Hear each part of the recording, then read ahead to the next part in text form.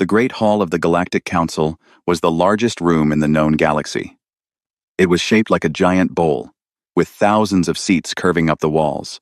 143 different alien species sat in those seats. Some had 4 arms. Some had no arms at all. Some breathed water. Some breathed gases that would kill a human in seconds. But on this day, every single one of them was looking at the same place. They were looking at the small bench at the bottom of the bowl. They were looking at one human woman. Her name was Ileana Vasquez. She was the human ambassador to the council. She was 64 years old. Her dark hair had streaks of gray. Her left hand shook a little when she was tired. She had been tired for many years now. She wore a simple dark suit and no jewelry. She sat alone on the bench. No other humans were allowed in the room today. The council had ordered it. At the top of the room stood the speaker of the council. His name was Fennec Ix. He belonged to the oldest species in the galaxy, a tall, thin people called the Shothari. They lived for 900 years. They never raised their voices. They never showed strong feelings. Fennec Ix was over 600 years old. He had seen many things, but today, he was about to do something his species had not done in 12,000 years. He was about to declare a war. Fennec Ix lifted a thin paper in his long blue fingers. The room became quiet. Even the breathing tubes of the gas-breathing aliens seemed to slow down. He began to read. His voice was soft, but every speaker in the Great Hall carried it to every ear. He spoke of crimes. He said the humans had built secret weapons. He said the humans had made their soldiers stronger, using forbidden science. He said the humans had built 3 large bases far past their borders, in dark places where no council ship could see. He said the humans had broken many treaties. He said the humans were a danger to the peace of the galaxy. Then he spoke the words that no species had heard for many lifetimes. He said the council was now at war with the human confederacy of Sol. He said the war would not end until humanity was reduced to a state before space travel. He gave the humans 1 cycle, which was about 1 Earth year, to lose all their ships, all their stations, and all their advanced tools. If they did not agree, the council fleets would do it for them. The room waited. Every eye looked down at Ileana. The council had done this many times before. They had declared softer punishments on other young species. Every time, the species had begged. Every time, they had cried. Every time, they had asked for mercy. The council expected the human ambassador to do the same. Ileana sat very still. She looked at the paper in front of her. She looked at her shaking hand. Then she looked up at Fennec Ix, and she smiled. It was not a big smile. It was small. It was tired. It looked almost grateful, like a person who had been holding a heavy bag for a long, long time, and was finally allowed to put it down. At last, she said. Her voice was soft, but the speakers carried it to every corner of the bowl. She stood up. She gathered her papers neatly. She tucked them under her arm. She bowed to the council in the exact way the rules said she must. Not too deep, and not too shallow. Then she turned and walked out of the Great Hall. Her footsteps were the only sound. The doors at the back of the room slid open. They slid shut behind her. The room stayed quiet for a long time. On the second seat of the third ring, a Threx admiral named Sir Veckel watched the doors close. He had 4 eyes, and all 4 were narrow. He had served in the council fleet for 80 years. He had read every report on humans that the council had ever made. He had argued against this war for many months. He believed the humans were not as weak as they pretended to be. He had been told he was being foolish. Now he watched the empty bench. He watched the closed doors. He thought of the small smile on the human woman's face, and for the first time in his long life, he felt a cold feeling in his chest. The feeling had no name in his language. Far above the chamber, on the orbital platform that held the Great Hall, Ileana stepped into a small human shuttle. The pilot was a young woman in a plain gray uniform. She did not greet the ambassador. She did not need to. She had her orders. She had been ready for this day since the day she was born. Ileana sat down. She closed her eyes for a moment. She thought of all the years, 60 years, of pretending. 60 years of bowing and smiling and saying yes to laws that were chains. 60 years of secret meetings in dark rooms, of plans inside plans, of children raised on whispered promises that one day, the cage would open. She opened her eyes. She took out a small black device from her pocket. It had only one button. She pressed it. The device sent a single message across the dark space between the stars. The message was only 2 words long. It was not in any language the council could read. It was in an old human tongue. And the words were simple. Harvest is ready. The shuttle's engines came to life. The little ship pulled away from the council platform. It turned toward the deep dark, toward the long road home to Earth. Ilyana looked through the small window at the stars. She was still smiling, and in many places far from the Great Hall, in places the council did not know about, other humans were getting the message.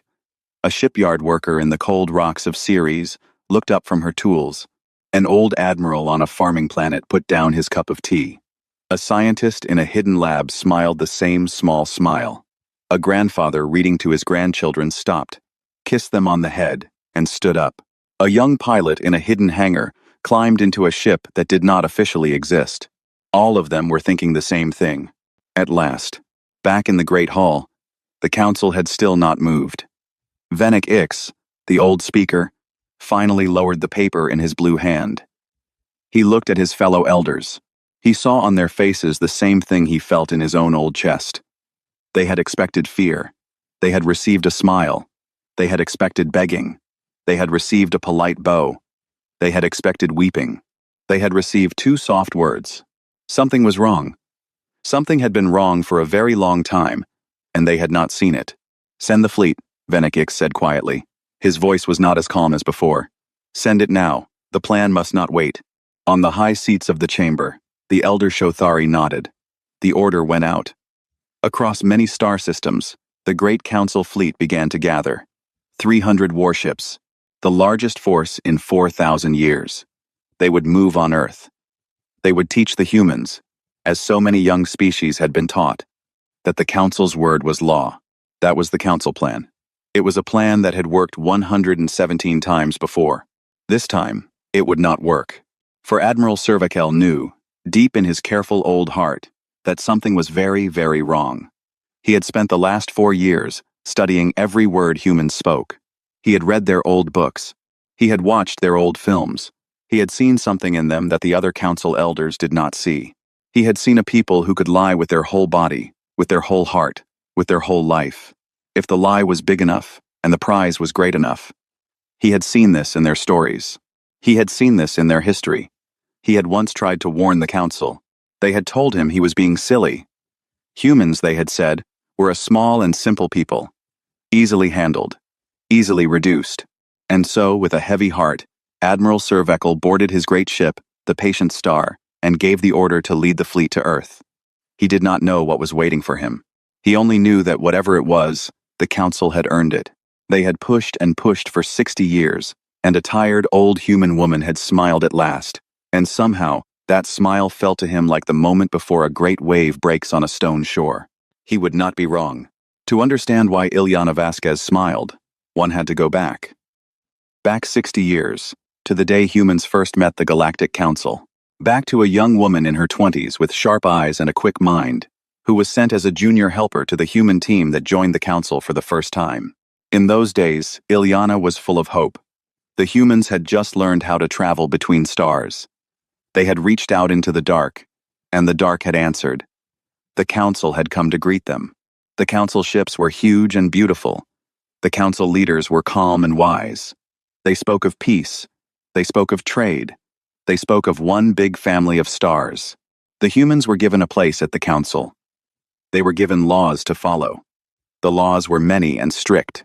Humans could not build certain kinds of weapons. Humans could not study certain kinds of science. Humans could only travel along marked roads in space. Humans had to share all of their new ideas with the council before using them. The leaders of Earth signed the papers. They were thankful. They thought the rules were fair. They thought the rules were the price of peace. Ilyana, in those days, thought so too. But she was a careful young woman. She liked to read old papers. She liked to ask questions. After a few years working at the council, she began to notice things. She noticed that some species in the council were very, very strong, and some were very, very weak. The strong species were the old ones. The weak species were the younger ones. There seemed to be no middle. She started to read the histories. Not the public histories the council shared in school books. The old papers, in dusty corners of the great library on Velirax Prime. The old reports. The old votes. Things that were not hidden, but were boring enough that no one looked at them. And there she found the pattern. Every young species, when it joined the council, was given rules. The rules were always for good reasons. To protect peace, to stop danger, to help the species grow safely. But over time, more rules were added. New crimes were found. New punishments were given. Slowly, very slowly, the young species lost more and more of what made them strong. Their fleets shrank. Their science slowed. Their numbers stopped growing. After 200 or 300 years, they were small and quiet and gentle, and they did whatever the council asked. The council had a word for this. They called it gentling, like training a wild animal until it would eat from your hand. Ilyana saw what was coming for humans. She saw it clearly. She was 27 years old, and she sat alone in the dusty library and cried. Then she dried her eyes. She copied her notes. She took them home to Earth. She thought no one would believe her. She was wrong. The leaders of Earth listened. They had been worried too. They had felt the chains tightening, year by year, rule by rule, but they did not know what to do. The council was too big. The council was too strong. To fight the council openly would mean death. To run away was not possible. There was no place to run. It was a man named Admiral Daniel Okoro who first said the words. He was an old soldier with a kind face. He said them in a quiet meeting in a small room under the city of Geneva. He said, "We will not fight them. We will not run from them. We will pretend." "Pretend what?" someone asked. "Pretend to be what they want us to be," said the Admiral. "Pretend to be slow. Pretend to be small. Pretend to be tame. We will smile and bow and sign every paper they give us. And while we are smiling, we will build the things they think they have stopped us from building. We will build them where they cannot see. We will build them in the dark places between the stars. We will build them for so long and so well that when the day comes, when they finally drop the mask and show us the chain, we will be ready." There was a long silence in the small room. Then the leaders of Earth, one by one, agreed. This was the start. This was the day the great pretending began. It was 60 years before Venick Ix would stand in the Great Hall and read his paper. 60 years was a long time. But for what humanity planned to do, 60 years was barely enough. The plan was simple, but it needed many people. It needed honest faces and silent hearts. It needed scientists who would publish slow, weak papers in front of the council and do their real work in hidden labs. It needed builders who would build pretty empty stations for the council to inspect, and real fortresses where no one was looking. It needed soldiers who would train in old uniforms with old rifles, and then, in private hours, train with weapons the council had never imagined. It needed parents who would teach their children two histories, the public one and the true one, and trust those children to keep the secret. And it needed leaders, diplomats who could go to the council year after year and lie with a smile and never break. Ilyana Vasquez was the youngest of those leaders. Many things were done in those 60 years. The humans built two civilizations on top of each other. The visible one looked exactly the way the council wanted. Slow ships, old factories, friendly farming worlds, polite ambassadors who always agreed. The hidden one was different. It lived in hollowed-out asteroids, in fake debris fields, in the deep cold around dead stars. It built ships of strange shapes. It studied things the council had banned thousands of years ago. It made weapons no council mind had ever dreamed of. There was a key idea in the hidden program. The humans had been cut off from the council's shared science, so the humans had to invent new science of their own, without committees, without rules, without the safe and slow path the council loved. The hidden human scientists worked like the wild inventors of old Earth, the ones who built airplanes in barns and rockets in deserts. They tried things that should not work. Sometimes they died. Sometimes they made wonders. Most of all, they made weapons. But not the kind the council was watching for. Not bigger guns, Not faster missiles. Different things. Things that broke the rules of how war was supposed to be fought. Things designed for one job, and one job only. To break a fleet that had ruled the galaxy for 12,000 years. All through this time, Ilyana climbed the ranks. She married Daniel Okoro's son. She had 2 children. She lost her husband to an accident in space. She kept working. She became the chief diplomat. She became the ambassador. She bowed and smiled at every council session. She signed every new rule. She apologized for every false crime. She let them think she was weak. She let them think humanity was almost broken. And every night, in her small room in the embassy, she wrote in a private journal, page after page, year after year. The same wish, in different words. Let them say it. Let them finally say it out loud. Let them declare the war they have been hiding under their treaties. Let them drop the mask first. Let them give us the right. For 60 years, she waited. For 60 years, she smiled and bowed and lied. For 60 years, she watched her children grow up in a world that was a stage play, and her grandchildren after them. On the day Venik Ix stood up and read his paper, Ilyana was a tired old woman. Her hands shook. Her hair was gray. She had carried the weight for so long. And then, finally, the council had said it. They had said the word, war. That was why she smiled. Not because she wanted blood. Not because she hated them. But because the long pretending was over. Because the cage had at last opened its own door. Because now, after 60 years of darkness and lies, humanity was free to be honest. And humanity was about to be honest in a way the council would never forget. The 2 words moved across human space faster than any council scout could follow. Harvest is ready. They moved through hidden channels, through coded songs played on civilian radios, through patterns of lights on innocent-looking buildings. Within 1 hour, every important human knew the war had started. There was no panic. There was no rush. The plans had been ready for 2 generations. People simply began to do what they had practiced. On the green farm worlds where council inspectors often visited, families packed small bags. They walked to barns and warehouses and old factory buildings. They stepped through doors that did not look like doors. The doors led to tunnels. The tunnels led to deep underground stations. The stations had ships waiting. The ships took them to safe places no council map had ever recorded. Behind them, the farms still ran. Robots tended the crops. Speakers played the sounds of human voices. From space, every council inspector would see a happy, quiet farm world, just as they always had. On the visible factory worlds, the same thing happened. Workers smiled at the morning shift bell, then walked through hidden doors and disappeared. Their machines kept running.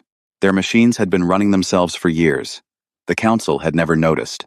On the orbital ports, the polite human freight ships kept coming and going. But now, inside their cargo holds, things were different. Where there had been crates of grain, there were now soldiers in light gray armor, holding weapons of strange design. Where there had been water tanks, there were now small, fast attack ships, ready to be dropped into space at the right moment. The council saw none of this.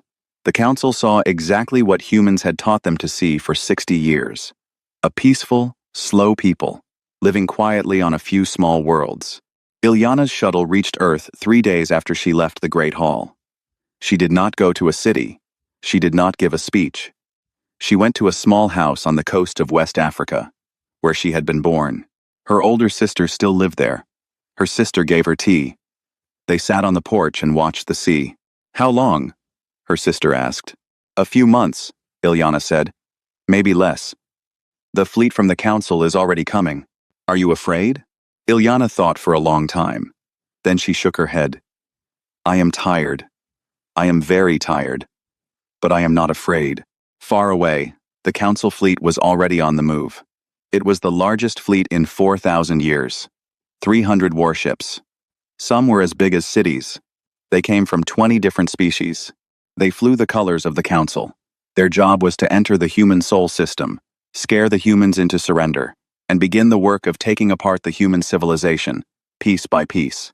At the head of the fleet was Admiral Survekel of the Threx. He was the same Threx who had watched Ilyana smile in the Great Hall. He had not asked for this command. The command had been forced on him Because he was the best officer the council had. He was careful. He was patient. He read every report twice. His 4 eyes missed very little. In his private cabin on his flagship, the long, sleek vessel called Patient Star, he sat alone with old papers. Reports about humans, going back to the day they were first met. He looked for clues. He looked for things that had not made sense at the time. He found many. A factory closed, for no clear reason. A scientist who died young and whose work was never published. A trade route that lost 2 ships in a strange spot and was never used again. Small things. Little odd notes in the margins of 60 years of history. He felt the cold feeling in his chest grow stronger. He thought of the human woman's smile. He told his second-in-command to slow the fleet's approach. "Sir," his second said, "the council has ordered fast advance to shock the humans into surrender." "The humans," said Sir Veckel quietly, "are not going to surrender. We will not shock them. They are waiting for us. I do not yet know what they are waiting with. So we will be slow. And we will be careful. And we will see." His second did not argue. It took the council fleet 2 months to reach the edge of human space. 2 months was a long time for such a large fleet. But Sir Veckel sent scouts ahead at every step. He was looking for traps. He found none. He found nothing. The space ahead of him was empty. This made him more worried, not less. On the day the fleet reached the heliopause, the cold edge where the wind of the human sun met the wind between the stars, Sir Veckel stood on the great window of his bridge. Around him, his ship spread in careful patterns. Ahead of him, the Sol system glowed quietly. 300 warships waited for his order to advance. He gave it. The fleet moved in. They expected to see ships, defense platforms, mines, anything. They saw nothing. The orbits where human stations should have been were empty. The bright bands of human industry around the inner planets were dark. The radio calls from human cities still came through, normal and calm, as if nothing was wrong. But the human warships, the ones the council knew about, were not where they should be. They were not anywhere. "Where are their ships?" the second-in-command asked, his voice tight. "Not here," said Sir Veckel. "That is impossible. Our scans show no ships within 1 billion kilometers of any major human world." "Yes," said Sir Veckel. "Impossible. And yet, here we are." He ordered his fleet into a tight defensive shape. He ordered every scanner turned to full power. He ordered every gunner to stand ready. He waited. For 3 hours, nothing happened. The council fleet drifted toward the inner system. The lights of Earth and Mars and the moons of the gas giants twinkled in the distance. It was beautiful. It was wrong. Then his communication officer turned, with his eyes very wide. "Sir," he said, "a single small ship is approaching from behind Jupiter. It is not armed. It is sending a clear signal." "On screen," said Sir Veckel. The screen lit up. There was Ileana Vasquez. She was sitting in a simple cabin, in a chair like any other. She wore the same dark suit she had worn in the Great Hall. She looked tired and kind. She raised a hand in a calm, friendly wave. "Hello, Admiral," she said. "Thank you for coming so far. I would like to ask you, with great respect, to please turn around. Take your fleet home. There is still time. After this hour, there will not be time." Sir Veckel's 4 eyes narrowed. "Ambassador," he said carefully, "you know I cannot do that. I have my orders." "I know," Ileana said. Her smile was small and sad. "I had to ask." "Ambassador," he said, "where are your ships?" She looked at him. Her dark eyes held his. For a moment, he thought he saw something very old in them. Not anger, not hate. Sorrow. "Everywhere," she said. Then the screen went dark, and the lights of Sol began to change. At first, Sir Veckel did not understand what he was seeing. The space around his fleet, which had been quiet and empty just a moment ago, was now full of small lights, not stars. The lights were too close, too bright, too many. They moved in patterns. They blinked in patterns. They were everywhere. His scanner officer turned slowly. His face was the color of cold water. "Sir," the officer said, "there are ships. Many, many ships. They have been here all along. We did not see them. Our scanners did not see them. They were hidden in some way our science cannot read. How many? Said Cervical. The officer looked at his screen. He swallowed. He did not want to say the number. How many? The admiral asked again. Sir, the officer whispered. The number is too large. The number cannot be right. There are more than the lights of stars in this part of the sky. There are thousands, tens of thousands. They are all around us. Cervical stood very still. He looked through the great window. His 4 eyes saw what no council eye had ever seen. The dark of human space was not dark. It had only been pretending. Now it had stopped pretending. He thought of 60 years. 60 years of polite human ambassadors. 60 years of slow human factories making old-style ships. 60 years of council inspectors signing happy reports. He thought of the small things humans had always asked for, and how they had always been a little less than what the rules allowed. So polite, so humble, so careful. And in those 60 years, while the council watched the front door, the humans had built all of this in the back garden. He felt no anger. He felt almost a kind of respect. He had warned his people. He had been right. It did not matter now. Sir, the officer said. Shall I order weapons free? Cervical did not answer at once. He watched the lights move. They were not yet attacking. They were waiting. He understood, in a slow, cold way, that they were giving him a moment. To think, to choose, to see. He thought of Ileana Vasquez. Her tired smile. Her sad eyes. Everywhere, she had said. He understood her now. He understood her completely. Hold weapons, he said quietly. Sir, hold them, said the admiral. They are about to teach us what they have learned. We will learn what we can. The fight, if there is one, will not last long. He turned from the window. He sat down in his command chair. He folded his hands. He waited. He had served the council for 80 years. He had been a careful officer. He had read every report. He had begged his people not to push the humans this far. None of that mattered now. He could only sit and watch the moment that history would remember as the end of one age and the start of another. Across the deep dark, Ileana Vasquez sat in her own small ship. She watched the same lights through her own small window. Her hand had stopped shaking. Her face was very calm. She thought of her grandfather, who had been a young man on the day the humans first met the council. She thought of her grandchildren, who had grown up in the great pretending. She thought of all the people, on all the worlds, who had carried the heavy bag with her for 60 years. It is time, she said softly, to no one but herself. And she gave the next order. It started with the council ships at the edges. The smaller patrol vessels at the back of Cervical's fleet went silent first. Not destroyed, not exploded. Just silent. Their engines stopped. Their lights went dark. Their crews could not understand why. Every system they tried gave the same answer.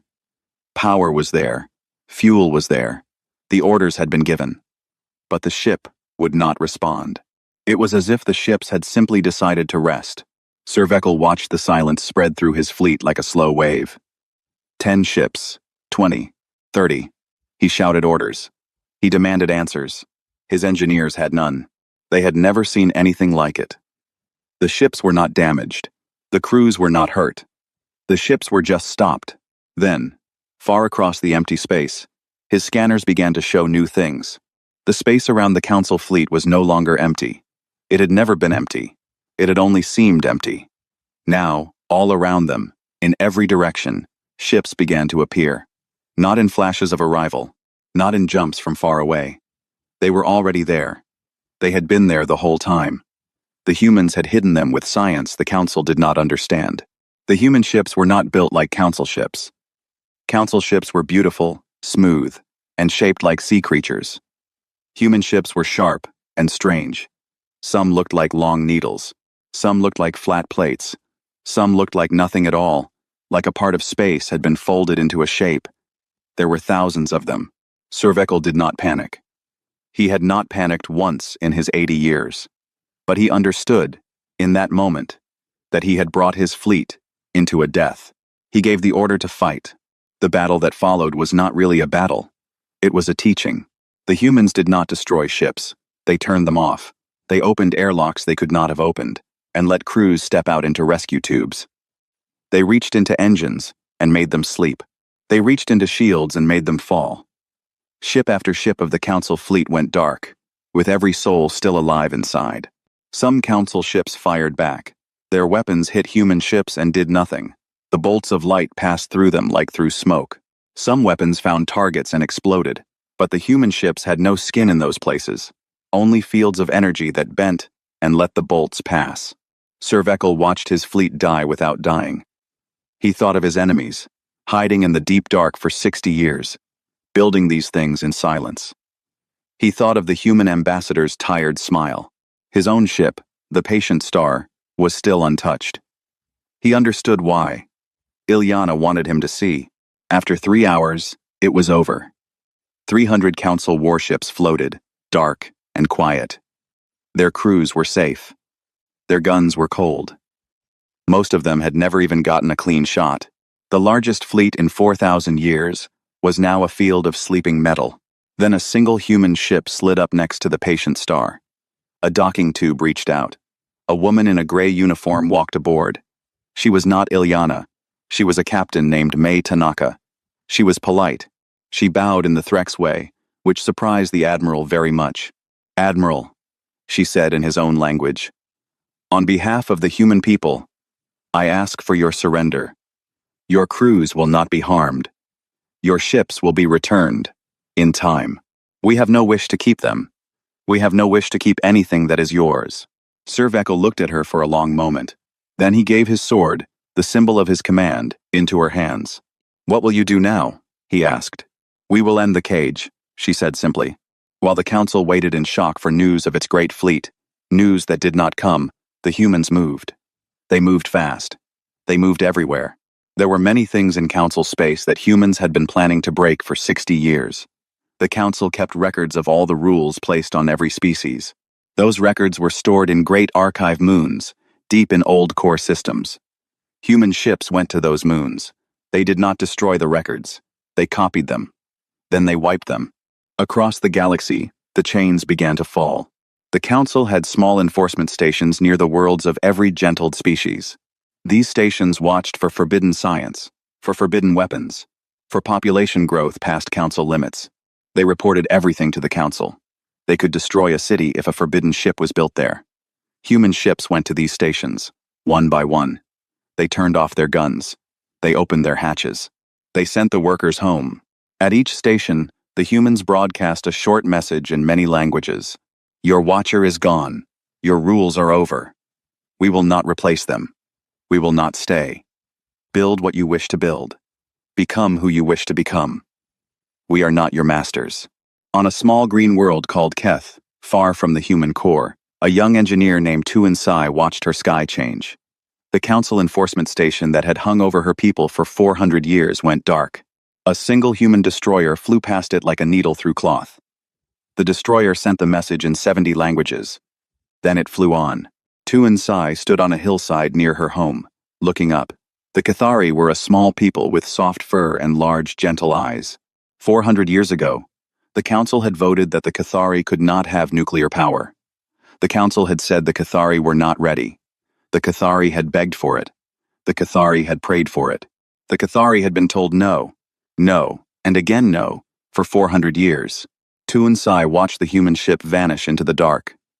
She did not understand all of what had happened, but she knew her sky had changed.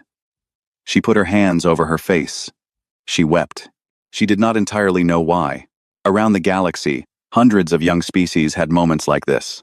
Some celebrated, some panicked, some did not believe what was happening. A few, fearing the new power of the humans, ran into the arms of the dying Council and begged for help. The Council could give none. The Council was breaking apart. In the Great Hall, where Venick Ix had read the war paper, the Council members shouted at each other for the first time in 9,000 years. The old species, the gentle gardeners, were in shock. They cried out that the humans must be stopped. They cried out that the humans were a danger. They cried out that the humans would replace them and become the new chains. But the younger species in the Council, the ones still under rules of their own, looked at each other in a new way. They had heard the human messages. They had seen the chains falling on their cousins. Some of them stood up and walked out of the Great Hall. They did not return. After 11 months of careful war, Ilyana Vasquez came home to the Great Hall one more time. She came alone again, just as she had on the first day. She walked the same path to the same bench. She sat in the same place. This time, the Great Hall was half empty. Venek Ix was still there. He looked older. His blue skin had gone gray at the edges. He had aged 10 years and 11 months. He stood up slowly. He waited. Ilyana looked at him. Her hands no longer shook. Her face was calm. She did not smile. "Speaker," she said gently, "I have come to ask you to end the war. You have already won it," he said. His voice was thin. "Yes," she said. "But you have not yet lost it. There is a difference. Today, I would like to make sure you understand that difference. We are not here to take your seat. We are not here to take your place. We are not here to be your new gardeners. We came to break the cages. The cages are broken. We are going home." There was a long, long silence in the half-empty room. Then Venek Ix, slowly, very slowly, lowered his head. The peace was strange. There were no parades. There were no great speeches. There were no songs of victory. The humans went home as quietly as they had gone to war. Their fleets came back into hidden ports. Their soldiers took off their armor. Their great hidden civilization, built in 60 years of silence, stepped out into the open at last. For the first time in human history, no one had to pretend. The old council was dissolved by its own surviving members. They voted, with sad, slow voices, to end the body that had ruled the galaxy for 12,000 years. In its place, they built something new. It had no enforcement fleet. It had no power to declare war on a member species. It had no power to make rules about science or population or weapons. It was a meeting place, a talking place, nothing more. Humanity took a single seat in this new meeting place. Just one seat, like every other species. Ilyana herself cast the first human vote. The vote was on whether the new body should have any power to punish a member species. She voted no. The new body had no such power. By her own hand, she made sure of it. After the vote, she stepped down as ambassador. She was 65 years old now. She went home to her sister's house on the coast. She walked on the beach in the mornings. She read books in the afternoons. She wrote letters to old friends in the evenings. She was, at last, allowed to rest. The galaxy did not become a paradise. Ilyana had never thought it would. The freed species struggled in many different ways. Some of them, who had been gentled for thousands of years, did not know what to do with their new freedom. They stood blinking in the sunlight, like people coming out of a long cave. Some of them built wonders. Some built terrible things. Some built nothing at all and waited, hoping someone would come and tell them what to do. No one came. The humans had gone home and stayed there. On Keth, the small green world, the Cathari spent 10 years arguing about whether to build nuclear power. There were many fights. There were 2 small wars between cities. 3,000 Cathari died in those wars. It was a terrible time. Then the arguments cooled. The Cathari built their first nuclear plant. They learned. They made mistakes. Some of their mistakes hurt people. They learned more. They built better plants. They began to make their own discoveries, things no council mind had ever thought of, because the Cathari minds were not like council minds. Tuan Sai, the young engineer, became an old engineer. She lived to see her people walk on their first moon. She wept again on that day, the same way she had wept the day the human ship freed her sky. By then, she understood the tears better. In her old age, she was visited by a young human historian named Demetrius. He had traveled the galaxy, collecting stories of the war and the freedom that came after. He sat with her in a small wooden room and asked her many questions. At one point he asked her, "Was it worth it? The wars between your cities, the 3,000 who died. Was the freedom worth that price?" Tuan Sai was quiet for a long time. She looked out the window at the moon she had helped reach. "Your people did a cruel kindness," she said at last. "You gave us back our mistakes. Without our mistakes, we could not become ourselves. The council took our mistakes from us and called it a gift. Your people gave them back and called it a gift too. Both were gifts. But only one of them was true. Demetrius wrote her words down. He had been writing many words. He was working on a great history of the war. To do this, he needed to read the private papers of the people who had made the war. The hardest papers to read were Ilyana Vasquez's own journals. She had kept them for 50 years. She had given them to the historians on the day she retired. Most of the journals were full of small things. Meetings, names, notes about food and weather, worries about her children. Long stretches were boring on purpose. She had been a careful woman, but on one page, dated the night before the day of the war, Demetrius found a short entry. There was nothing else on the page, only one line, written in her plain, neat hand. They finally said it out loud. Now we are allowed to act. He read it many times. He understood, slowly, what it had cost her. 60 years of waiting. 60 years of bowing to a power she hated.